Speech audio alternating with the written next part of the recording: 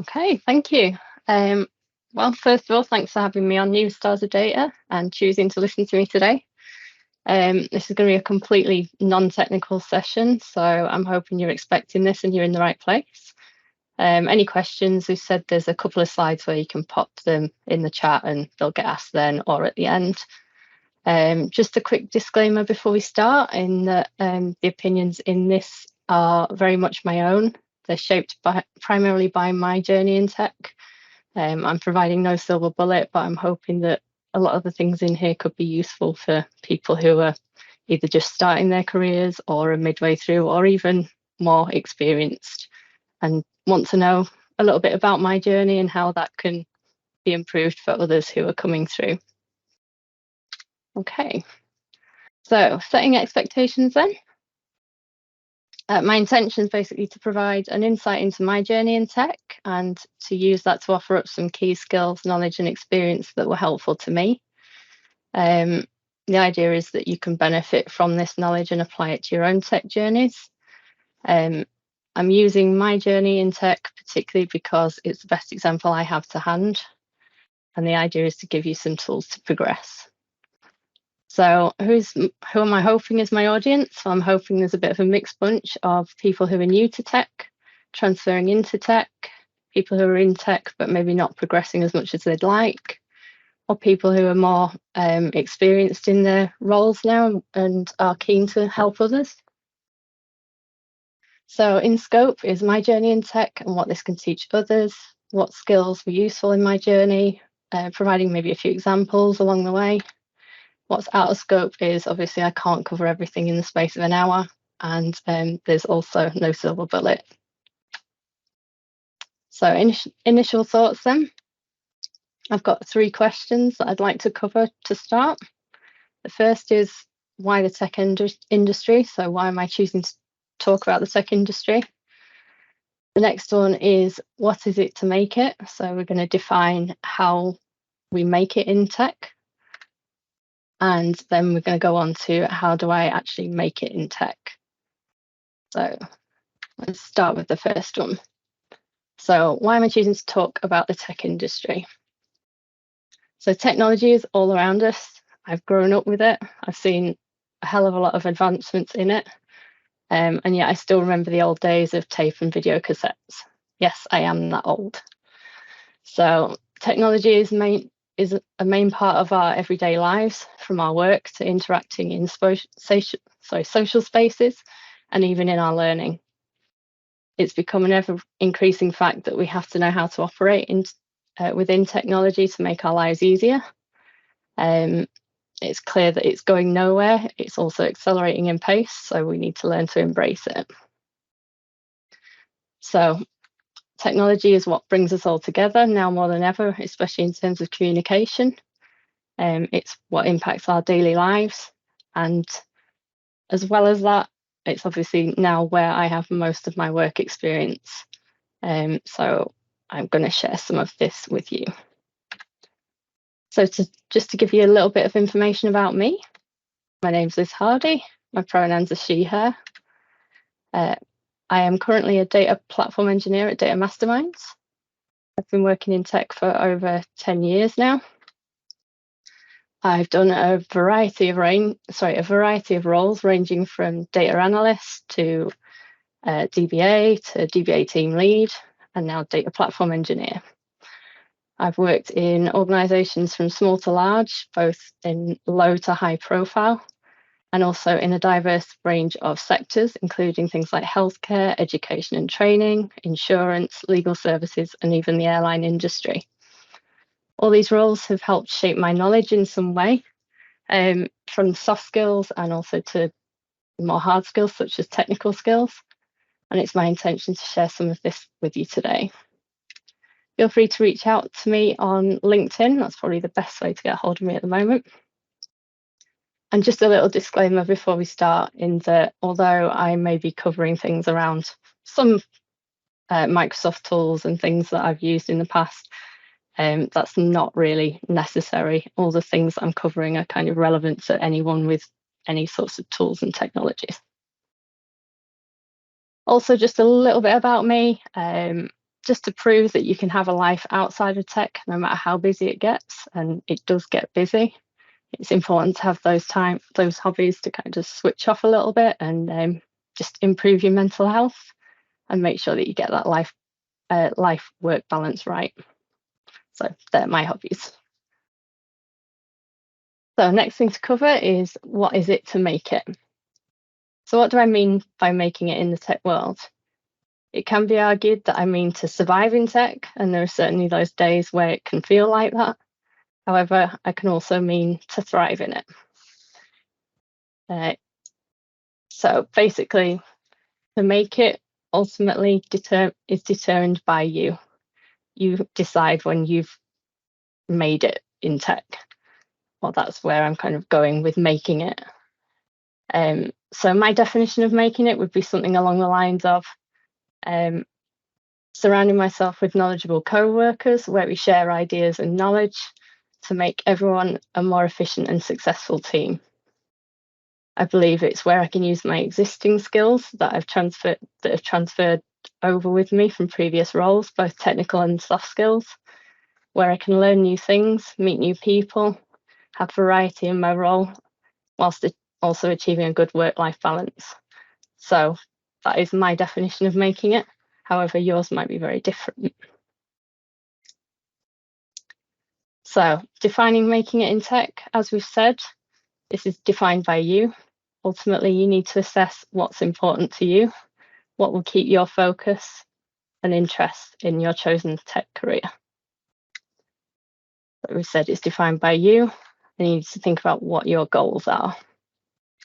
Ultimately, when will you be happy? And what will your long-term achievements look like? Once you've determined what these things are that you're striving towards, this will help create the necessary drive and motivation to drive you forward in your career.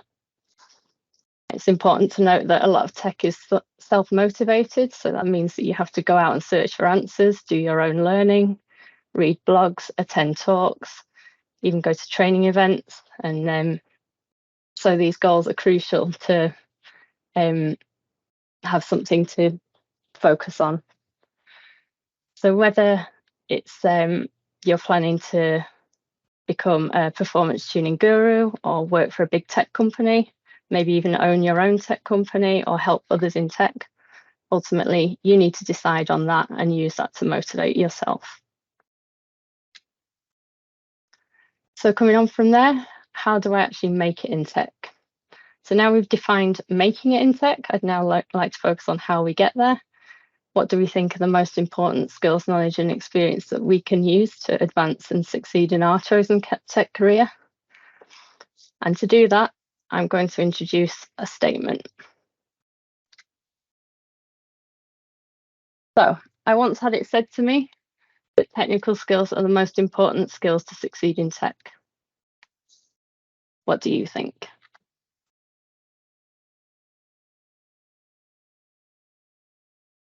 So, in my opinion, it can be learned. So technical skills are without a doubt important, but are they the most valuable skills that we possess? I believe tech skills can be learned, and this is increasingly going to be the case as technology accelerates and we try and keep pace with it. Ultimately, we cannot know everything about every technology anymore. We can try, but it'll send us crazy. So if these can be learned, what else can you leverage whilst brushing up on those technical skills? So what about soft skills? Soft skills are personality traits, competencies, talents that shape how people approach their interactions with others and with tasks we undertake. They're known as non-technical skills. They're not traditionally learned in the classroom. They tend to be learned through life and experience out in the world, but also within the work environment. I am aware that there's also quite a few names for soft skills nowadays. People don't like the name soft skills, but because I'm a bit of a traditionalist, I still like to call them that. It's what I've always known them to be. And I've also liked the idea that soft skills are some of the hardest to learn. So yeah, they may come naturally to you, or you may need to just build on these in work and social situations. But they're also not impossible to learn, and you certainly develop them over the time during your career. So why are these skills important? They can lead to creating strong working relationships, customer-client relationships, efficiency, and career advancement.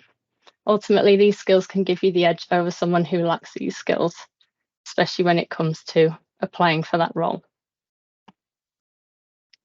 As we said, there's quite a few terms for soft skills. They could be called non-technical skills, essential skills, meta skills, and I'm aware that the latest name for them is power skills, hence the cat with the cape. So, but because I know them as soft skills, I'm going to carry on referring to them as that. So which soft skills do I think are important, and what do I think were useful in my journey? The first is being ready to learn, communication and people skills, adaptability, problem solving, and mentoring. So I'm going to go through each one of these just to give a bit more insight into them. So being ready to learn, what do I mean by this? By this, I mean being willing to set out on a journey of continual learning to further your knowledge in different technologies or languages. Why do I think it's important to be ready to learn? As we've said, technology is changing fast. We need to keep up with technology. A lot of big companies out there use the latest and greatest technology, so you have to be invested in learning these things. It'll make your journey a lot easier. Admittedly, it is hard to keep up with everything in tech. The good thing is there's plenty of resources out there that you can reach out to. The bad thing is there's probably never enough hours in the day, but that shouldn't stop you. Ultimately, no one knows everything. You can never know it all. It just helps to have that interest in tech, just to pick up those bits of knowledge as you need them. So to give you an example of being ready to learn, imagine you're joining a new company, but you only know one of the technologies that they use, and you'll be needing to use other technologies as well. How will you accomplish this without being prepared to learn to know how they work? This also links in nicely with mentoring, which I'll talk about shortly. So what do I mean by, the next one was communication and people skills. What do I mean by communication skills?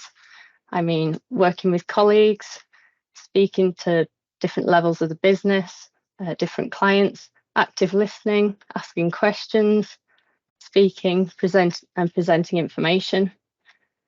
And as we said, communicate at all levels.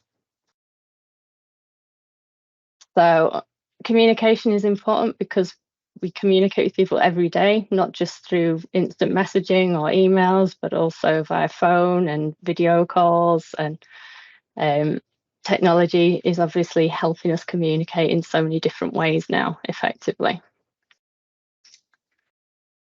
What do I mean by people skills? The ability to talk to people at different levels to help translate technical conversations to those who are maybe less technical. Don't underestimate that skill. That's a very important skill to have, especially in larger organizations.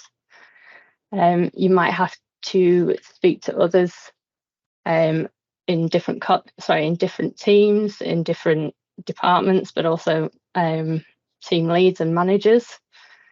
But ultimately, you're going to need to talk to people to collaborate effectively. So why are communication skills and people skills so important? We need to communicate with each other to understand and achieve objectives effectively. We need to speak to people to develop things, to learn, as well as to find resolutions to problems as they arise. We need to share ideas to present them. We also need to create documentation and checklists for others to follow to pass on knowledge when handovers are required. All this needs is communication to work effectively and achieve our end goals. So for this one, because I think communication is such an important thing, I'm going to give you a bit of an example. It's actually a real life example that happened. So The reason I'm highlighting this one is because it shows the distinct lack of communication and how that would have been important to improve this situation. So the business raises an issue about slowness on the database. Everything is slow, but it's not apparent to the team who raised it what the cause is. The problem is highlighted to the DBA team for investigation. The DBA proposes a solution to fix this, which involves a bit of a code change. In the meantime, the DBA sits watching the system to see if any other solutions could be offered, but no communication is received back to the DBA. Clocking off time is reached, and there's been no further information on the issue and how it's going. It's not immediately obvious when checking the systems themselves, and they need to hear from the team who raised it that everything is now okay. So the DBA is keen to find this out and learn if the issue is fixed, and so reaches out for an answer. However, when they try to contact the person who raised the issue, it appears they've gone home. So have their colleagues. The DBA is now sat monitoring the system. Things look okay, but they want to confirm that this is the case. So after reaching out to various teams to find someone who's still in the office, the DBA finds out that the issue was fixed, their proposed solution was implemented and fixed hours ago. In this scenario, the DBA fixed the issue, but had to wait around unnecessarily as the team forgot to communicate back to them that everything was okay. In this example, better communication would mean that the DBA wasn't waiting around just in case. And yes, this actually happened. So the next one I want to talk about is adaptability. What do I mean by adaptability? The ability to chop and change from one project to another, to also be able to context switch between working on these different projects, to be able to pick up and run with one technology one day and maybe another technology the next. Within tech, expect a lot of context switching. It's commonplace to have, say, 3 projects on the go, knowing how to switch, knowing where you are with every single one of them, being able to switch between them, but also keeping the lights running on the existing work that you have. This is where time management is also really important. So why is adaptability so important? Tech is always changing, as we've said. Context switching is commonplace. As well as changing tech, there's also the issue of office working, which has now changed dramatically over the last few years due to the pandemic, where a lot of teams will now work either in a hybrid or remote working environment. So without knowing it, over the last few years, we've had to adapt to quite a lot. So you've already naturally got that adaptability skill there. So the way we've changed working has had a huge impact on us. And this is where we've really had to develop those people skills again, whether it's adding ourselves into video calls to see people, to see how people are responding, rather than just being on the phone or instant messaging. But also in terms of the way people learn, sometimes you want to be in person as well and in the office to learn things rather than remotely, or having to do that via a video call rather than just instant messaging. So to give you an example of adaptability, it's often the case that you might have a number of clients to look after, each serving different purposes. So you might need to look at one client system one moment and another client system the next. Each client may use a different system or language.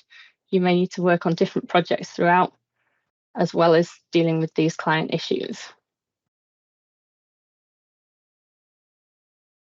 The next one is problem solving. What do I mean by problem solving?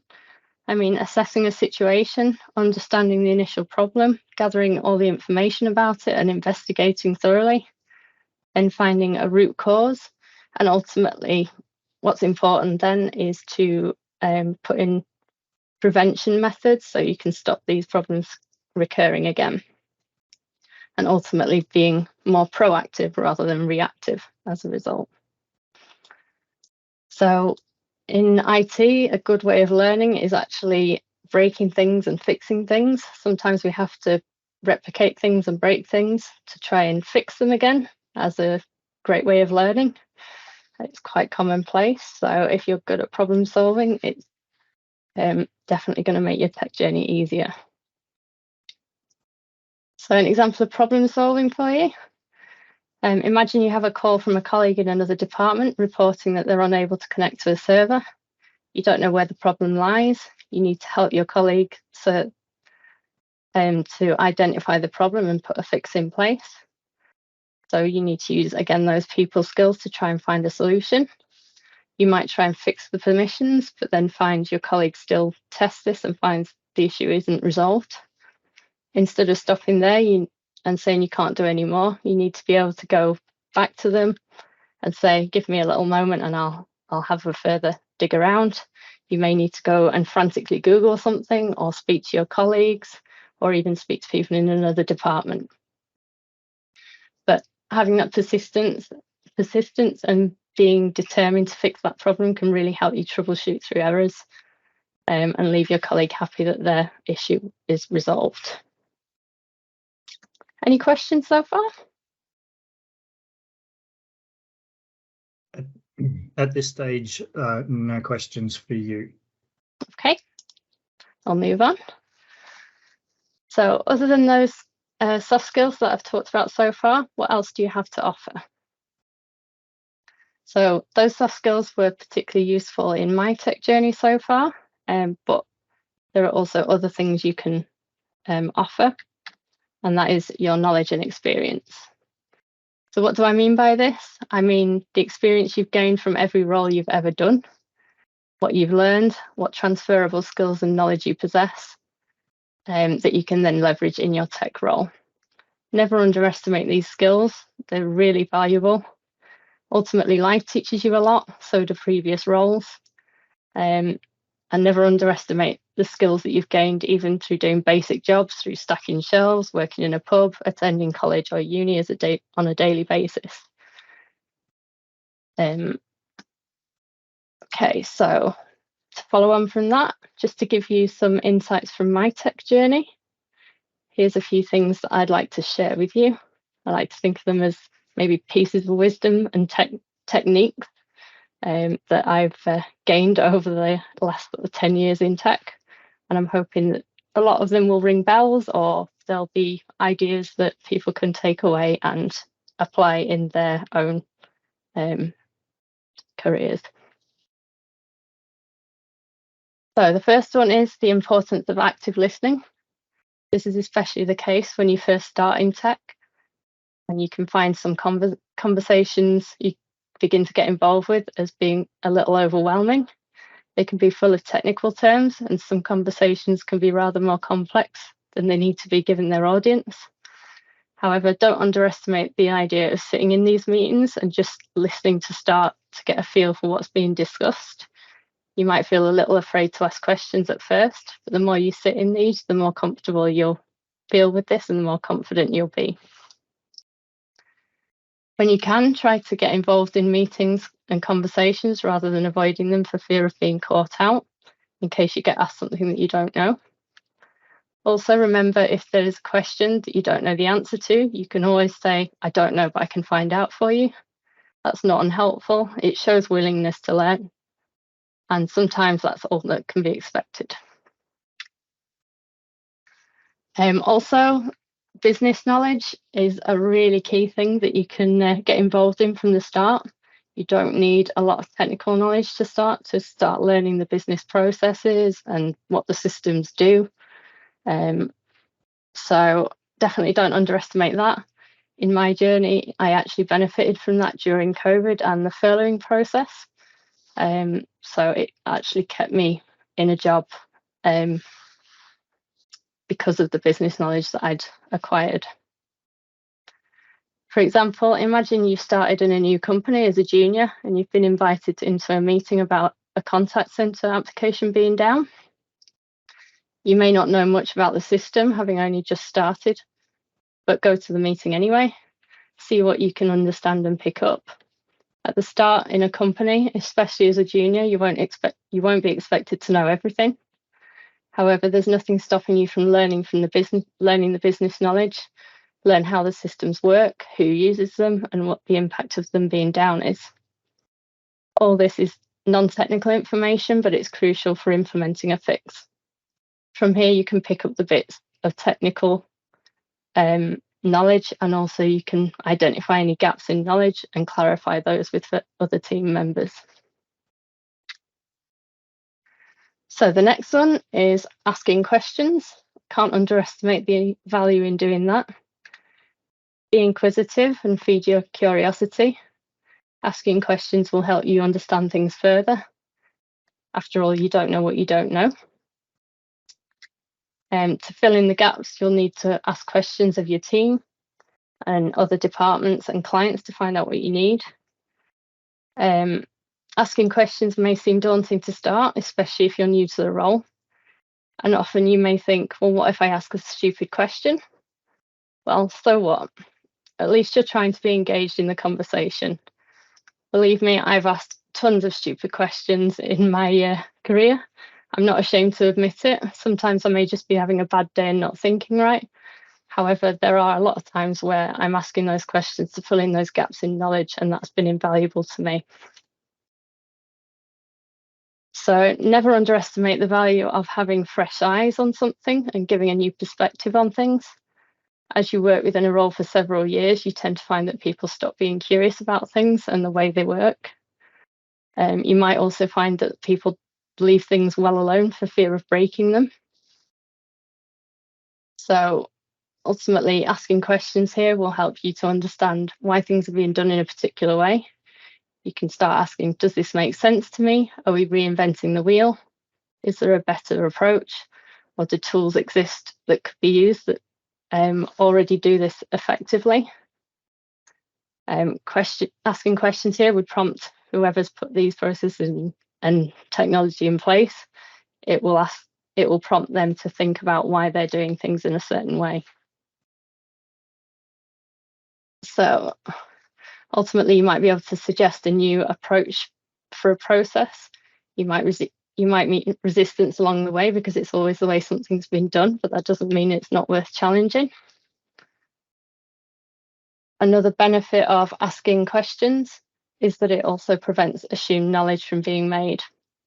Assumed knowledge is a dangerous thing. It's always better to clarify things, especially when you're dealing with things like production environments.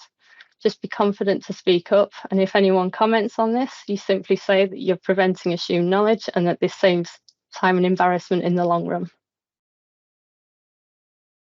An example of this, imagine you work with a colleague who likes to rewrite everything in a particular way, yet there are already tools out there that exist that can do the job and take the hard work out of what they're trying to achieve.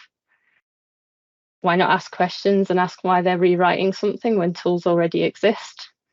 This might actually make them aware of these tools because they weren't aware of them, or it might just raise awareness that, you know, maybe there's a better way of doing things that would be more efficient for the whole team. Ultimately, the outcome will be better all round.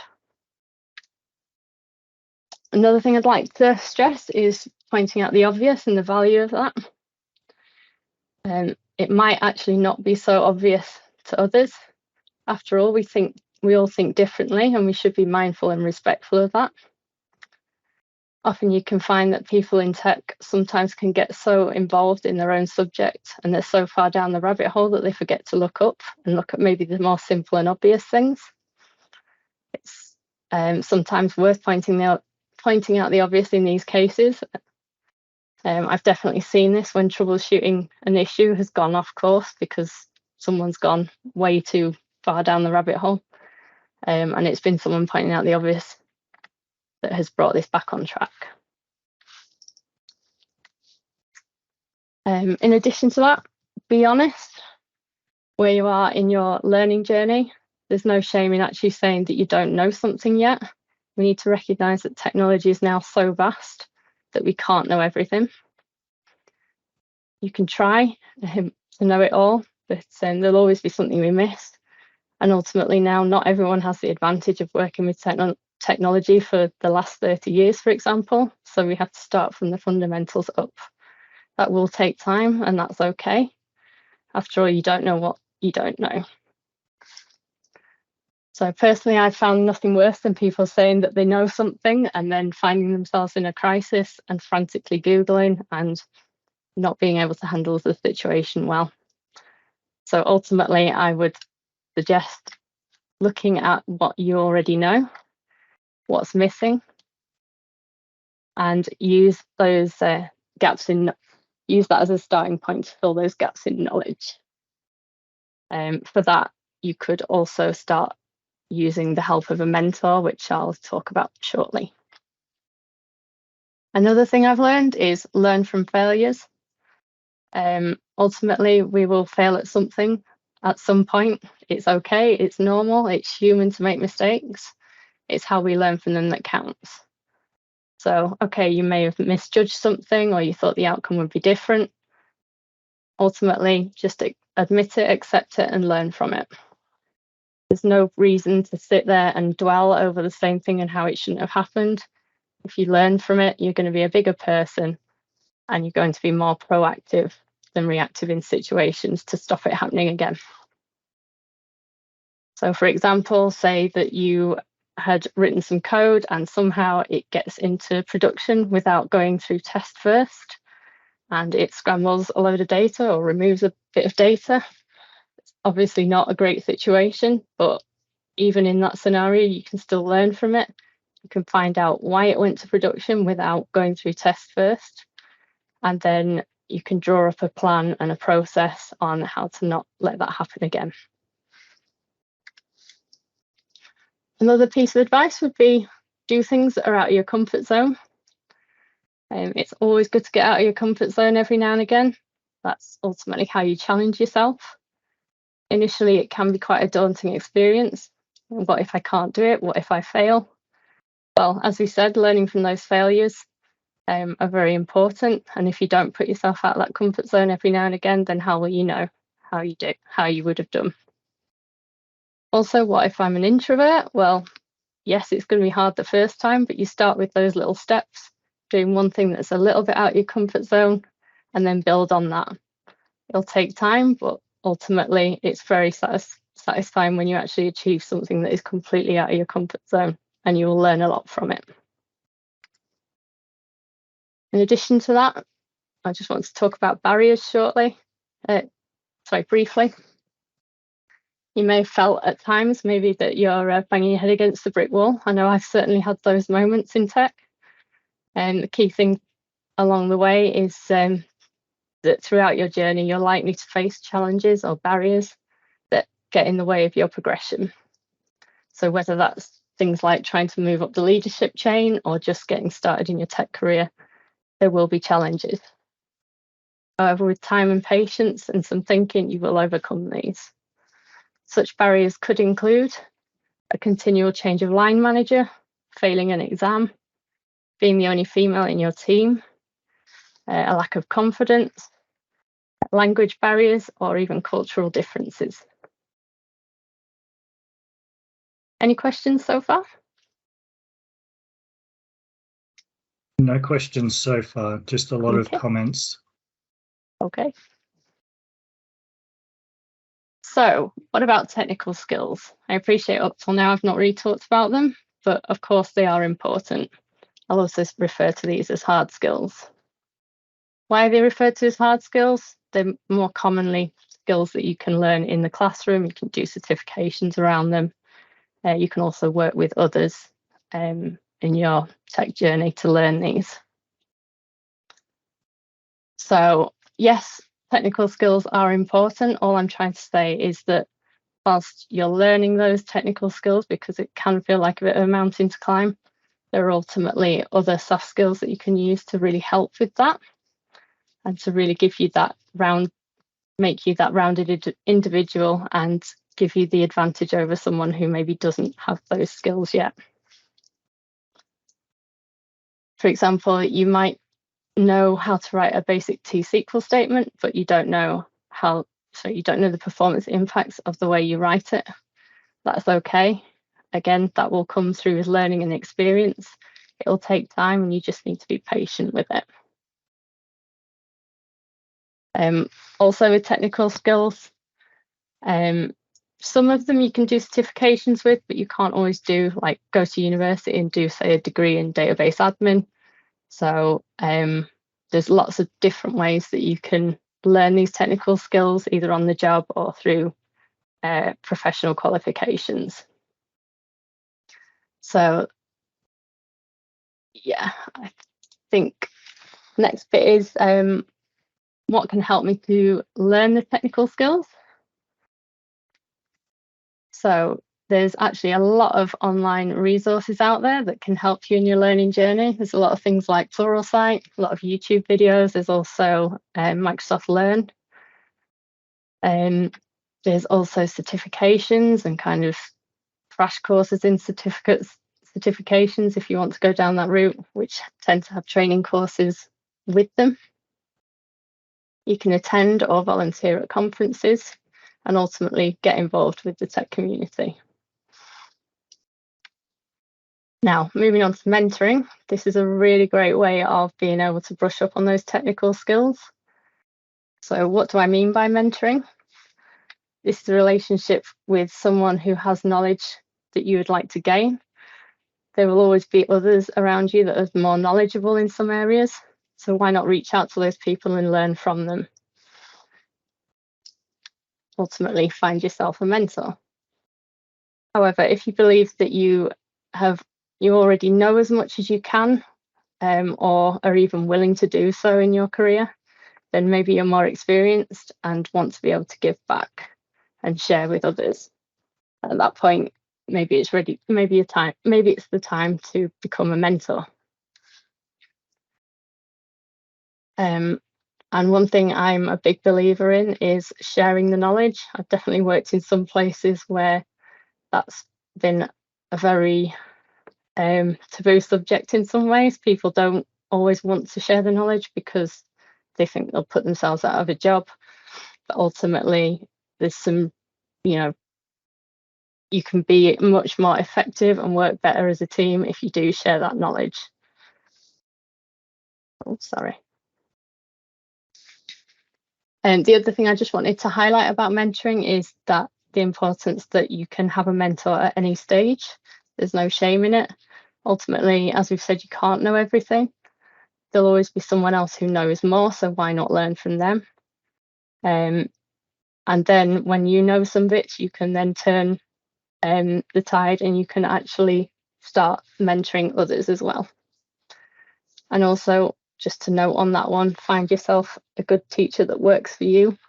So maybe be selective around your mentor to make sure that it's someone that you can learn well from.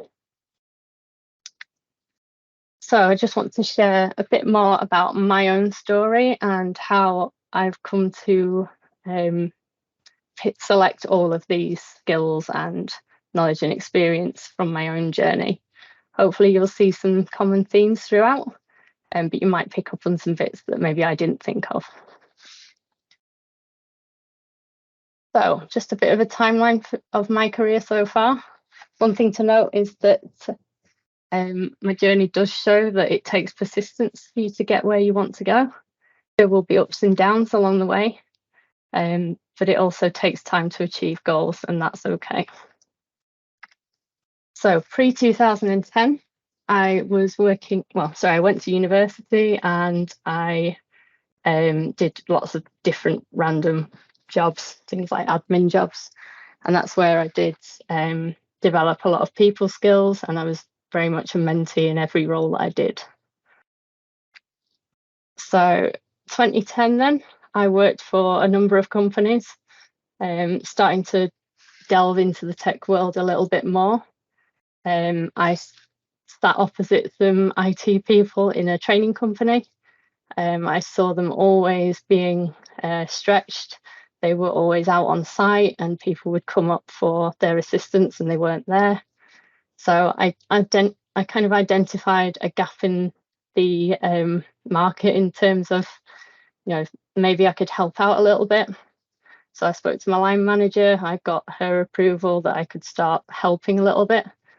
And I also managed to find myself a mentor there where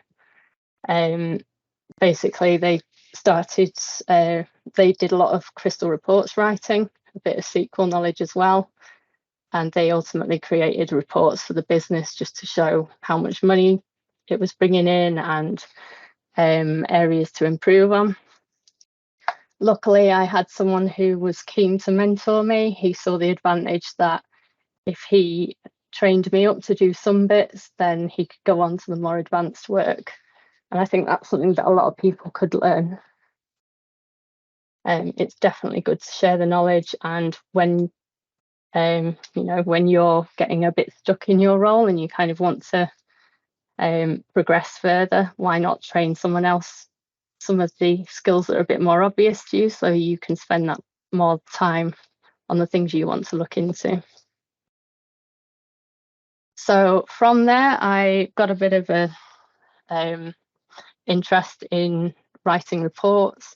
So I then went on to lots of different roles, doing report writing, data analysis in places like insurance companies, and I also went into legal services.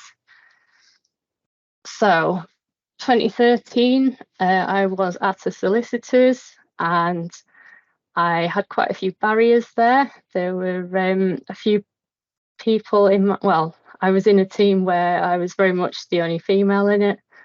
There was a distinct lack of sharing knowledge. I also had no stable line manager. I think I probably had about 4 line managers in the short time that I worked there.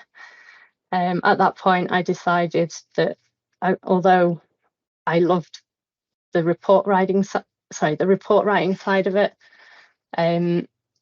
the place where I worked wasn't for me. So I started looking at tech courses in SQL to see what I could do. I then put myself on a crazy crash course where I could do 3 Microsoft exams in the space of 9 days, which included tuition and attempts at the exam. I'd love to say I passed with flying colours, but I didn't. It was completely unrealistic for me.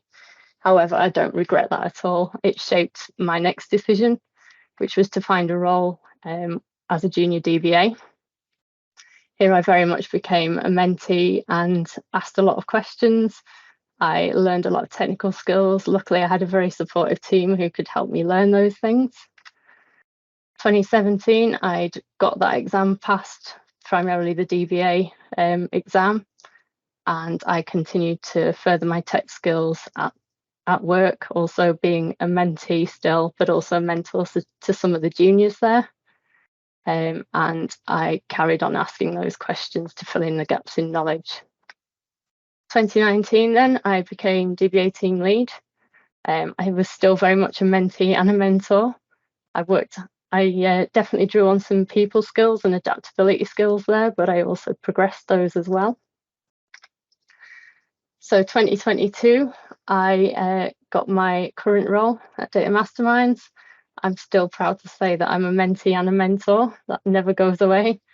I'm using those adaptability skills, those tech skills. I'm still asking questions because there's still a lot to learn. Like we say, there's not, you can't know everything, and I'm very aware of that. And just a note about being out of your comfort zone. 2023, I put myself forward for new stars of data, despite being terrified by it. I've obviously done that, and I'm here today. So it's like I can say, I definitely recommend putting yourself out of that comfort zone every now and again. One thing you'll notice from my timeline is when I started properly in tech, I began having imposter syndrome. So just to clarify, have you ever felt like this before? Why would someone hire me? I don't know anything. If you do, then yep, you're more than likely facing a case of imposter syndrome. If not, then you're very lucky so far. All I can say about imposter syndrome is it's completely normal. Be honest about where you are in your learning journey. You don't know what you don't know. And by teaching others, you can overcome that and gain confidence in what you know. So how can all this help you? So I've divided this into the 4 sections that we mentioned at the start about my audience. So if you're new to tech, my advice would be research potential companies to work for, find that first job, use that readiness to learn to motivate yourself to learn more. Maybe look at buddying up with people within the company that you choose, and also find yourself a good mentor.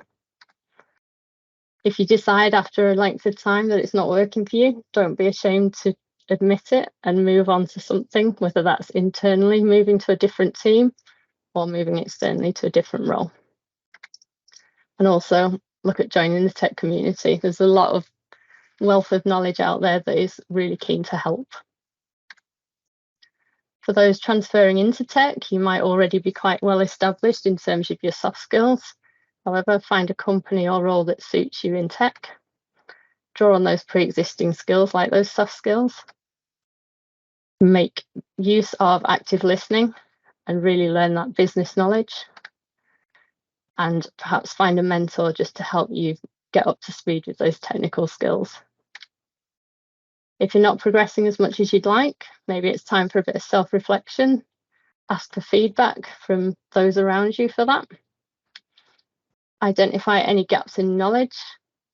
Maybe work on those soft skills. Maybe something's lacking, maybe the communication side. Also look at attending user groups and conferences or even volunteering. Start teaching what you know, even in your teams, or whether it's you want to do something like talking publicly and teaching in conferences. And also maybe think about becoming a mentor for someone else. Like we said, you can actually reaffirm what you know by teaching someone else. If you're now lucky enough to be very experienced and now you want to help others, how about teaching what you know? Actively seeking a mentee, attending those user groups and conferences, encouraging others, whether that's in your team or going to conferences and teaching that way, and speaking at events. So how do you become a mentor? First of all, I'd recommend looking out for mentees in your own team. Otherwise, reach out to the tech community, such as the SQL community. Attend user groups, conferences and meetups, ideally in person, as they give really good networking opportunities. If you don't already have a group nearby, maybe help set one up and ultimately get involved. Another thing I'd recommend for any mentors out there is to look at things like emotional intelligence, being aware of situations and how they can shape you, and being aware of how your mentees may be feeling. And that will improve your role as being a mentor. Also, look at things like adaptability, look into things like learning styles. Ultimately, everyone learns in a different way. Some learn visually, some learn by doing. And think about how you would simplify learning if you were starting your learning journey from the start again. You'll also need to think about adjusting your teaching accordingly to how your mentee learns best. And also with the combination of being fully remote, of being working in the office versus hybrid or versus working fully remote, you'll also have challenges there. Things like pair programming will be quite difficult to do when you're going through Teams. Yes, you can do video calls, but sometimes it might be easier to do that in person. So maybe choose the days that you're in the office, or maybe arrange a particular time to go and sit together and go through some things. So some final thoughts for you then. It's not a one size fits all. I'm just sharing the tools and know-how to progress that have worked for me. Other people might completely disagree with me, but I'm trying to show that there's different skills you can use out there. So takeaways then, just a reminder on the key soft skills I found useful. It's being ready to learn, adaptability, people skills, problem solving and mentoring. Takeaways from knowledge and experience: active listening, getting to know that business knowledge, which is invaluable, asking questions to fill in the gaps in business knowledge, processes and tech knowledge, the obvious isn't always that obvious, so it's sometimes worth highlighting that to make sure that everyone's on the right page. Be honest about where you are and where you're going from there and build upon it. Learn from failures. At the end of the day, we all make them. Learning from them is all we can do. Don't be afraid to get out of your comfort zone every now and again. Feel free to do like me and come and do some public speaking. And also, yes, you'll face some barriers, but being patient and thinking them through, you'll be able to overcome those. So time for action. What are your next steps?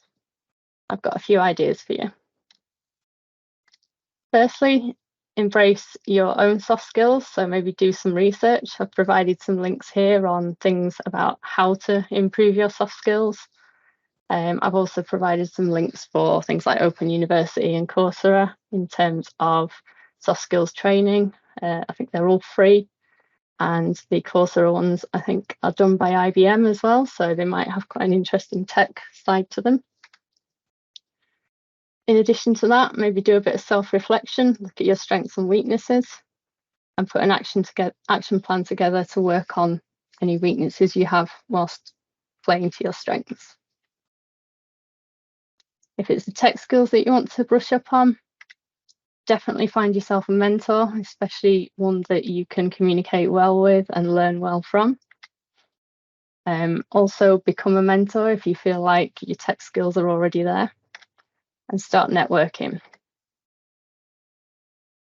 I've provided a list of upcoming events. Meetup is probably one of the best sites you can join just to see what's going on. There's also call for speaker links where you can either publicly speak or you can see what are there and attend at the first. Attend first of all, and then maybe decide if you want to become a speaker there as well. I've also provided a link for Microsoft events. There's also a lot of data Saturdays that are happening, particularly next year. There's also DataGrillen. SQL Bits has been mentioned quite a lot. I've been to quite a few of those now, and they're invaluable. I definitely recommend going along if you can. It's full of great networking and training opportunities. Also, I have provided a link of the Microsoft user groups. So Microsoft sponsor a lot of SQL groups in particular, but this can cover all sorts of technologies, not just SQL. So I've particularly included the Northern UK user groups because I've started helping out with arranging the Leeds user group. So come and find us on Meetup, and we'll be hosting some events this year and next. Well, I think that brings us to the end of my session. Thank you for listening to me, and I hope that is useful to you. I hope there's something in there that maybe you can go away and think about and maybe put into your own tech careers. Thank you.